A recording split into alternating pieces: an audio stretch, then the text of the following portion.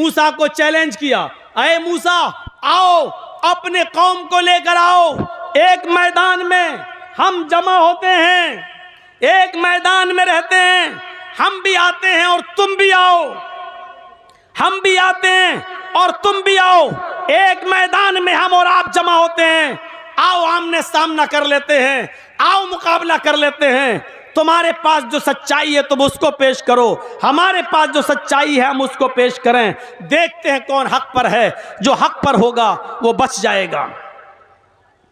हजरत मूसा अलैहिस्सलातु वस्सलाम ने फिरौन के इस चैलेंज को कबूल कर लिया। अब मूसा की कौम उधर खड़ी है, फिरौन का लश्कर इधर खड़ा है। आइए अब मैं आपको दिखाता हूं फिरौन अपने साथ किसको लाया, जादूगरों को। उसको बड़ा भरोसा था अपने जादूगरों के ऊपर। और मूसा अलैहिस्सलाम अपने साथ किसको लाए, उन्हीं चंद लोगों को जो मूसा पर ईमान लाए। मुकाबला होता है। फिरौन ने जादूगरों से कहा, सुनो हारना नहीं चाहिए, ऐसा तिलस्म दिखाओ, ऐसा करतब दिखाओ जिसको देखकर मूसा और मूसा के ऊपर ईमान लाने वाले भाग जाएं।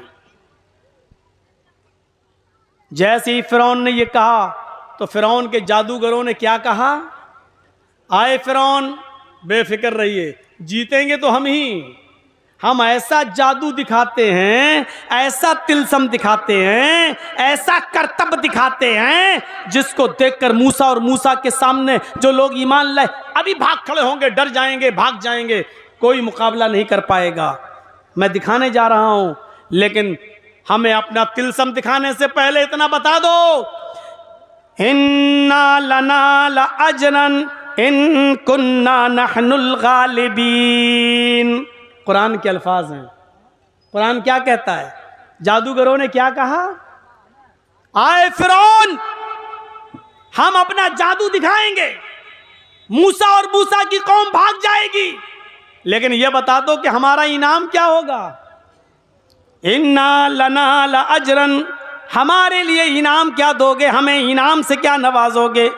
इन कुन्ना नहनुल गालिबीन, अगर हम मूसा से जीत गए, मूसा की फौज से जीत गए, मूसा की कौम से जीत गए, तो हमारा इनाम क्या होगा, हमें क्या इनाम दोगे आप, क्या हमारा इनाम होगा। इतना कहना था। फिरौन का जवाब सुनो, फिरौन का जवाब, कहा नाम व इन्नकुम लमिनल मुकर्रबीन। अगर तुम फिरौन से अगर तुम मूसा से जीत गए, मूसा की कौम भाग गई और मूसा पर गालिब आ गए, तो हम तुम्हें अपना मुकर्रब बना लेंगे, तुम हमारे वजीर बन जाओगे, हम तुम्हें अपनी कैबिनेट में शामिल कर लेंगे, हम तुम्हें मिनिस्टर बना देंगे, हम तुम्हें वजीर बना देंगे। व इन्नकुम लमिनल मुकर्रबीन, तब तुम हमारे खास कराबतदारों में हो जाओगे, हमारे मुकर्रब बन जाओगे, हमारे साथ तुम्हारा अच्छा मामला होगा, यानी तुम हमारे पास बैठोगे, हम कोई भी काम करेंगे मुल्क के लिए तो तुमसे मशवरा करेंगे, तुम्हें अच्छी दौलत देंगे, अच्छा पैसा देंगे, अच्छे इनाम से तुम्हें नवाजेंगे, तो हमारे मुकर्रब हो जाओगे। अब मोदी जी कह दें किसी से ये काम कर दो तो हमारे करीबी हो जाओगे, तो वो आदमी वो काम करेगा कि नहीं करेगा। मोदी जी तो बहुत दूर की बात, आपके नीतीश जी अगर कहते हैं कि ये काम कर दो तो वो आदमी करीब हो जाएगा फौरन, अरे साहब हम इनके करीब हो जाएंगे, अरे जिंदगी भर हमें क्या करना है, इतना कमा लेंगे कि जिंदगी भर बैठ के खाएंगे। अब फिरौन ने जब ये कह दिया कि अगर तुमने ऐसा किया तो तुम हमारे कैबिनेट में हमारे वजीर बन जाओगे, तो जादूगरों की खुशी का ठिकाना नहीं रहा। अब जादूगरों ने अपना तिलस्म दिखाया, अब जादूगरों ने अपना जादू दिखाया। जानते उन्होंने क्या किया, उन्होंने रस्सियां फेंकी, जो उनके पास रस्सियां थीं, जादूगरों ने रस्सियां फेंकी। जैसी रस्सी फेंकी वो रस्सी रेंगने लगी, सांप बन गई, ऐसे चलने लगी।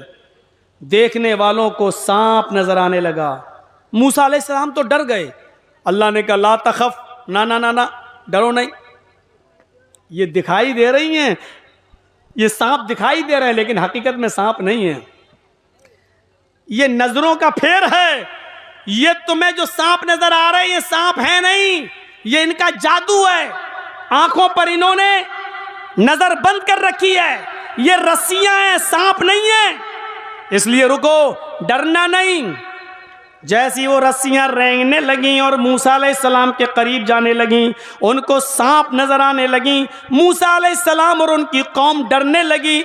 अल्लाह रब्बुल आलमीन ने मूसा अलैहिस्सलाम को हुक्म दिया, अपने नबी को हुक्म दिया, अन अलक़ि असाक, आए मूसा देखते क्या हो, तुम्हारे हाथ में जो डंडा है, तुम्हारे हाथ में जो लाठी है, उस लाठी को तुम जमीन के ऊपर मारो। क्यों डर रहे हो? उस लाठी को तुम जमीन के ऊपर मारो और फिर हमारी कुदरत देखो। हजरत मूसा ने लाठी जमीन के ऊपर मार दी, जो आसा था, जो डंडा था, वो जमीन के ऊपर मार दिया। जैसे ही जमीन के ऊपर अपना डंडा मारा, वो डंडा अजदहा बन गया। अजदहा, फइज़ा हिया तलक़फ़, मुंह खोला और सारे सांपों को खा गया। फिरौन के जादूगरों की जो रस्सियां सांप दिख रही थी, मूसा अलैहिस्सलाम ने जमीन पर डंडा मारा तो अजदहा बन गया, और अजदहे ने जो मुंह खोला तो सारे फिरौन के जादूगरों के सांप को वो खा गया। अब जादूगर तो डर गए, हैं? ये क्या हो गया? और वहीं से समझ गए, वहीं से एहसास पैदा हो गया और समझ गए कि हमने जो दिखाया था वो जादू है, लेकिन मूसा ने जो दिखाया वो जादू नहीं है। हमने जो दिखाया वो जादू है और मूसा ने जो दिखाया वो जादू नहीं है, वो अल्लाह की तरफ से उनको मिला है। अगर कुछ हो गया हम जिंदा नहीं बचेंगे, क्योंकि अल्लाह की तरफ से वाज़ेह निशानी दी गई है मूसा को। इसलिए बेहतरी इसी में है कि मूसा का मुकाबला ना किया जाए, क्योंकि मूसा के पास जो निशानी है, जो चीज़ है, वो हमारे जादू के ऊपर भारी है, हम हार ही जाएंगे। इसलिए जैसे ही उन फिरौन के जादूगरों ने जब ये देखा कि अजदहा हमारी रस्सियों को खा गया, हमारे सांपों को खा गया, तो उनका दिल बदल गया और उनके अंदर ईमान पैदा हो गया और फौरन चीख पड़े। कुरान कहता है फिरौन के जादूगरों ने चीखते हुए कहा, आमन्ना बिरब्बिल आलमीन रब्बि मूसा व हारून, हम गवाही देते हैं कि हम रब्बुल आलमीन पर ईमान लाए। हाँ, हम अल्लाह रब्बुल आलमीन पर ईमान लाते हैं। रब्बे मूसा व हारून, हम मूसा और हारून के रब पर ईमान लाते हैं। हम उस खुदा पर, हम उस रब पर ईमान लाते हैं जो मूसा का रब है, हम उस रब पर ईमान लाते हैं जो हारून का रब है। अब जब ये ईमान ले आए तो फिरौन को बड़ा डर लगा। अच्छा, फिरौन को बड़ा वो हुआ, हम तुम्हें अपने लिए लाए थे कि मूसा पर ईमान लाने के लिए लाए थे? मूसा के रब पर ईमान लाने के लिए लाए थे? तुम्हारी हिम्मत कैसे पड़ी, मेरी इजाजत के बगैर तुम ईमान लाए हो? मूसा अलैहिस्सलाम पर ईमान लाने वाले जादूगरों ने कहा, अरे फिरौन, गलत फहमी में हो। जब वाज़ेह निशानियां आ गईं, अल्लाह की कुदरत को हमने देख लिया, तो फिर हम तुमसे इजाज़त लेकर क्यों ईमान लाएं? हमारे दिल ने अंदर से गवाही दी, हम ईमान लाए। आज से तू हमारा रब नहीं है, आज से मैं रब्बुल आलमीन पर ईमान लाया हूं, उस रब पर जो मूसा का रब है, जो हारून का रब है। अब जानते हो, अभी तक जो इनाम मांग रहे थे फिरौन से, क्या इनाम मिलेगा? क्या इनाम? अब जब इस्लाम लाए, ईमान लाए, तो फिरौन ने उनको धमकी क्या दी?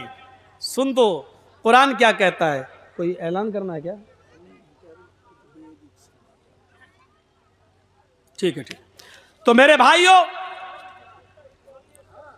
बैठिए, आया कुछ वेद सुनना चाहते हैं। अब हमें पता चल गया कि कुरान और हदीस से ज़्यादा ये कौम वेदों पे मरती है। अरे इसी वेद के चक्कर में तो ये त्यागी बन गया है, और आपको कुरान हदीस ईमान की बातें सुनाई जा रही हैं, लेकिन आपकी समझ में नहीं आ रही। ठीक है, पढ़ देता हूं, लेकिन इस वाक़े को पूरा सुन लीजिए आप। मेरे भाइयों सुनिए, इसके बाद फिरौन ने जो धमकी दी, उस धमकी को सुनिए। कहा कि अच्छा, तो तुम ईमान लाए हो? कि हाँ, हम ईमान लाए हैं। तो कहा, सुनो, लौक़त्तिअन्ना अयदियकुम व अर्जुलकुम मिन खिलाफ सुम्मा लउसल्लिबन्नकुम अजमईन। आए मूसा पर ईमान लाने वाले मेरे जादूगरों, अगर तुमने मूसा और हारून के रब के ऊपर से ईमान न छोड़ा, लउक़त्तिअन्ना अयदियकुम वअरजुलकुम, तो मैं तुम्हारे हाथ कटवा दूंगा, मैं तुम्हारे पैर कटवा दूंगा, मिन खिलाफ, मुखालिफ सिमतों से, यानी दाहिना हाथ काटेंगे तो बायां पैर, या बायां हाथ काटेंगे तो दायां पैर। अगर ये हाथ काटेंगे तो ये पैर काटेंगे, और अगर ये हाथ काटा तो ये पैर। आए मेरे जादूगरों, तुम तो पलट गए, मूसा और हारून के रब पर ईमान ले आए। लउक़त्तिअन्ना अयदियकुम वअरजुलकुम मिन खिलाफ, हम तुम्हारे हाथ कटवा देंगे, हम तुम्हारे पैर कटवा देंगे मुखालिफ सिमतों से, और हाथ पैर कटवाने के बाद थुम्मा लउसल्लिबन्नकुम अजमईन, हम तुम्हें सूली पे लटका देंगे, तुम्हें फांसी के फंदे पे लटका देंगे। फिरौन के लश्कर के सामने इन जादूगरों ने जब इस्लाम कबूल किया तो जानते हो फिरौन ने ये धमकी दी, और जब ये धमकी दी तो अब ईमान पैदा हो गया था। आमन्ना बिरब्बिल आलमीन कह चुके थे, रब्ब मूसा व हारून कह चुके थे। अब ये कैसे पलट जाएं? इस धमकी के बावजूद इन्होंने इस्लाम नहीं छोड़ा, ईमान नहीं छोड़ा, बल्कि क्या जवाब दिया? आए फिरौन सुन, तू मेरा हाथ कटवाएगा, मेरा पैर कटवाएगा, मुझे सूली पे लटकाएगा, तो सुन, लन्नू सीरा का अला मा जाना मिनल बय्यिनात, अल्लाह की तरफ से, अला मा जाना मिनल बय्यिनात वल्लज़ी फतरना, उस अल्लाह की तरफ से जिसने हमें पैदा किया, वाज़े निशानियाँ जाने के बाद, खुली हुई निशानियाँ जाने के बाद, वाज़े निशानियाँ जाने के बाद फिर मैं पलट जाऊं, ऐसा हरगिज़ नहीं हो सकता है। हम मूसा और हारून के रब को छोड़ दूं और तुझे अपना रब मान लूं, ऐसा नहीं हो सकता है। फ़क़ज़ी मा अंत क़ाज़िन, फ़क़ज़ी मा अंत क़ाज़िन, तुझे जो करना है कर, फ़क़ज़ी मा अंत क़ाज़िन, तुझे जो करना है कर, तुझे कत्ल करना है कत्ल कर दे, हाथ कटवाना है हाथ कटवा दे, पैर कटवाना पैर कटवा दे। फ़क़ज़ी मा अंत क़ाज़िन, तुझे जो करना है कर, लेकिन याद रख ऐ फिरौन, इन्नमा तक़ज़ी हाज़िहिल हयात दुनिया, तू जो भी करेगा, मेरा हाथ काटेगा पैर काटेगा सूली पे लटकाएगा, तू जो भी करेगा वो इसी दुनिया में कर सकता है, आखिरत का मालिक नहीं है, आखिरत का इख्तियार नहीं रखता है। तू क़यामत के दिन मेरा कुछ नहीं कर पाएगा, दुनिया में तू एक है, अल्लाह एक है, अल्लाह एक है, मैं उसकी इबादत करता था, करता हूँ और करता रहूँगा। मैं मोहम्मद के रब को अपना रब मान चुका हूँ, उससे पीछे नहीं फिर सकता। वही बात आ गई है, अकेले हैं बिलाल लेकिन किसी से नहीं डर रहे हैं। बिलाल के अंदर ये ताकत अगर किसी चीज़ ने पैदा की है तो वो ईमान की ताकत है। जब ईमान किसी के अंदर आ जाता है, जब ईमान किसी के अंदर पैदा हो जाता है, जब ईमान का जज्बा किसी के अंदर पैवस्त हो जाता है, तो फिर वो न किस दुश्मन से डरता है, न मुखालिफ से डरता है, न काफिरों से डरता है, न बादशाह से डरता है, इसलिए कि वो जानता है कि मैं अकेला नहीं हूँ, मेरा रब मेरे साथ है, मेरा परवरदिगार मेरे साथ है। हजरत खुबैब की दास्तान को कौन नहीं जानता, जिनको सूली पे लटकाया जाना है, जिनको सूली पे लटकाया जाना है, सूली पर तख्ते पदार पे लटकाया जाना है। और जब उनको तख्ते पर ले जाया गया, सूली पर ले जाया गया, फांसी के फंदे के करीब ले जाया गया, और फांसी का फंदा उनके गले में जब डाला जाने लगा तो हजरत खुबैब से कहा गया, अय खुबैब, आज तो तुम भी सोच रहे होगे कि जिस मोहम्मद की वजह से मुझे इतनी तकलीफ उठाना पड़ रही है, मेरी जान तक जा रही है, आज मोहम्मद इस जगह पर होते और मैं बच जाता, मोहम्मद के मेरी जान बच जाती और मोहम्मद मारा जाता। आज तो तुम्हें भी लग रहा होगा कि मोहम्मद की वजह से मुझे सूली दी जा रही है। काश मेरी जगह मोहम्मद को फांसी दी गई होती और मुझे छोड़ दिया गया होता। हजरत खुबैब ने देखा फांसी का फंदा गले तक आ गया है, मुस्कुराते हैं और काफिरों को ये जवाब देते हैं, आए काफिरों, तुमने बहुत छोटी बात की है, तुमने बहुत गिरी हुई बात की है। क्या मैं ये चाहता हूं कि मोहम्मद फंस जाऊं और मैं बच जाऊं? अल्लाह की कसम, अगर तुम मोहम्मदुर रसूलुल्लाह को मेरे सामने ले भी आओ और ये कहो, आए खुबैब, सिर्फ मोहम्मद के पैर में कांटा चुभा लेने दे, मोहम्मद के पैर में सिर्फ कांटा चुभा लेने दे, मोहम्मद के पैर में सिर्फ कांटा हमको चुभाने की इजाजत दे दे, मैं तेरी जान बख्श दूंगा।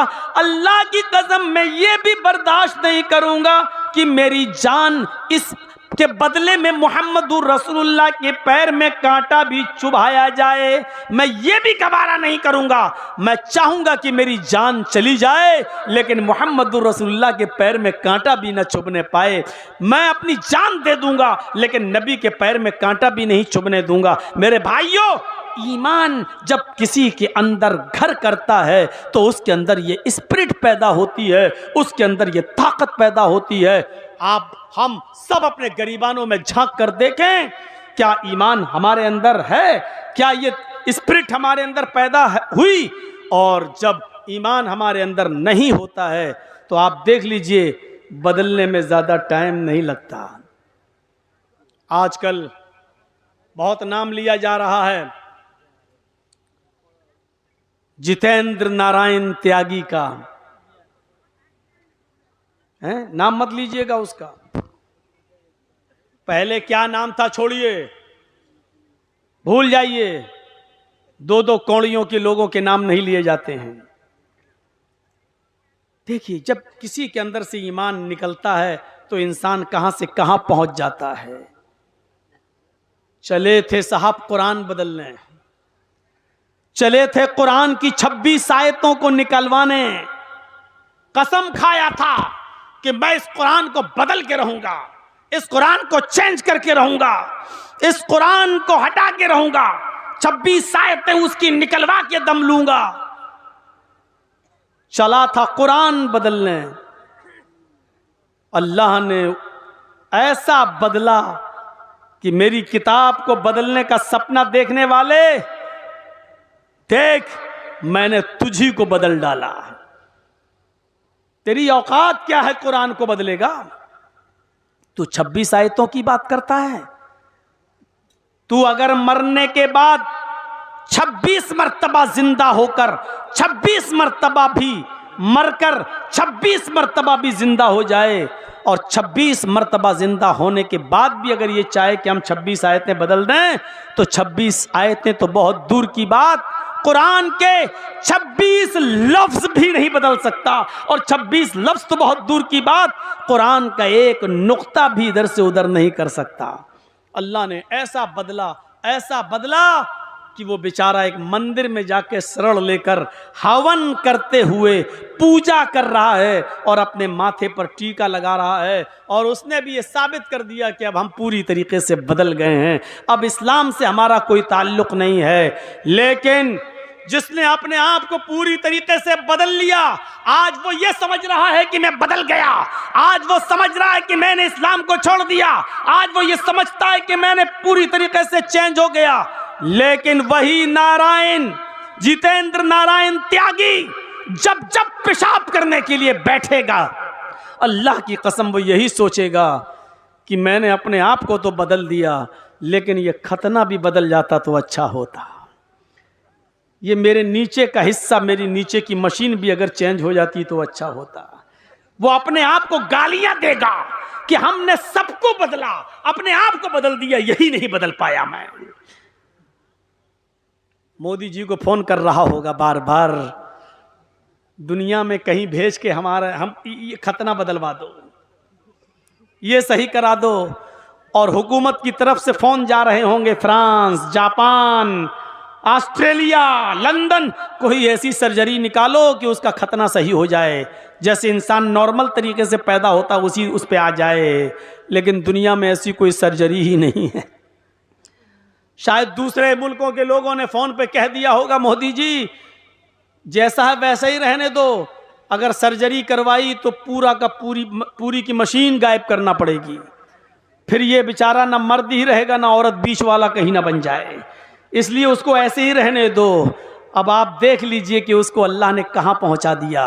वो पूजा करेगा, अपने आप को हिंदू समझेगा, मूर्ति के सामने झुकेगा, अपने आप को हिंदू समझेगा, पंडितों के बीच में जाएगा, अपने आप को त्यागी समझेगा, ब्राह्मण से अपने आप को समझेगा। लेकिन जब वो पेशाब करने के लिए बैठेगा तो सोचेगा ये नहीं नहीं नहीं, अभी मैं पूरी तरीके से हिंदू नहीं हूँ। लैट्रिन करने जाएगा तो उसकी नज़र पड़ेगी, कम बखत ये चीज़ कैसे बदली जाएगी, अपने आप को तो बदल दिया, ये नहीं बदल पा रहा हूँ मैं।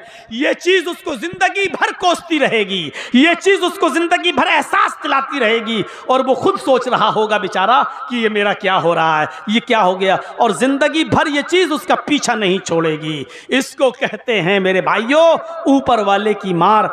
बदलने के बावजूद भी वो ये नहीं कह सकता है कि मैं पूरी तरीके से बदल गया। पूरी तरीके से इस्लाम को छोड़ने के बावजूद वो ये